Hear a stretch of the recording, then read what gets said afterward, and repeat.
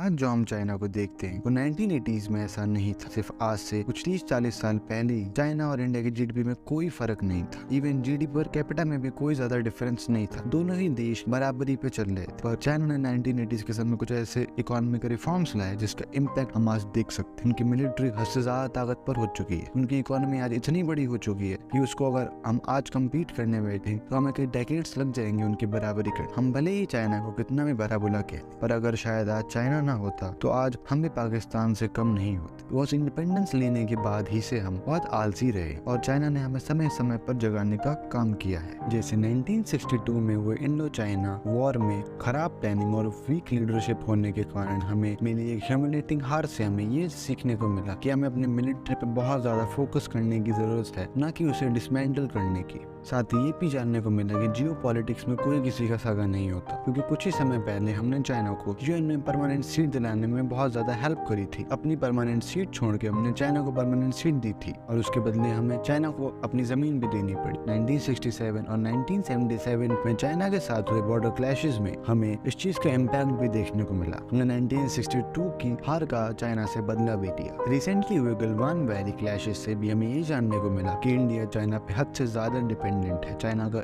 एक move India की economy को बर्बाद कर सकता है और हमें कितनी ज्यादा जरूरत है आत्मनिर्भर होने की, और जिसका इम्पैक्ट आज हमें देखने को भी मिलता है। लॉकडाउन की वजह से आज चाइना से दुनिया भर की कंपनियां बाहर निकल रही, बिकॉज उनको भी समझ आ चुका है कि चाइना पे ओवर डिपेंडेंस उनकी कंपनी के लिए कितनी खतरनाक हो सकती है। और इसी वजह से मैन्युफैक्चरिंग का चाइना से इंडिया में एक मेजर शिफ्ट देखने को मिल रहा है। पर अगर चाइना वर्ल्ड की फैक्ट्री ना होता तो शायद ये मैन्युफैक्चरिंग शिफ्ट भी ना होता, क्योंकि तब भी कोई कंपनी अपनी फैक्ट्री को एक कंट्री से दूसरी कंट्री में शिफ्ट करती है तो ज्यादा चांसेस रहते हैं कि वो कंट्री उसकी नेबरिंग कंट्री में ही अपनी दूसरी फैक्ट्री सेटअप करे, ताकि उसकी सप्लाई चेन डिस्टर्ब ना हो। और इसका इंडिया को बहुत ज्यादा फायदा हो रहा है और आगे भी हो। चाइना के फिनोमिनल ग्रोथ और राइज से हमें इंस्पिरेशन मिलती है ग्रो करने की, और अब तो इंडियन गवर्नमेंट भी चाइनीज मॉडल को धीरे धीरे अडॉप्ट कर रही है। जैसे चाइना ने बहुत स्पीड से एक्सप्रेसवेज, रेलवे नेटवर्क्स और एयरपोर्ट का एक्सपेंशन करा था, वैसे अब इंडियन गवर्नमेंट भी बहुत स्पीड से एक्सप्रेसवेज, रेलवे नेटवर्क और ओवरऑल ट्रांसपोर्टेशन को बहुत ही स्पीड से एक्सपेंड कर रही है और इम्प्रूव कर रही है, ताकि कंट्री में इन्वेस्टमेंट आ सके। और धीरे धीरे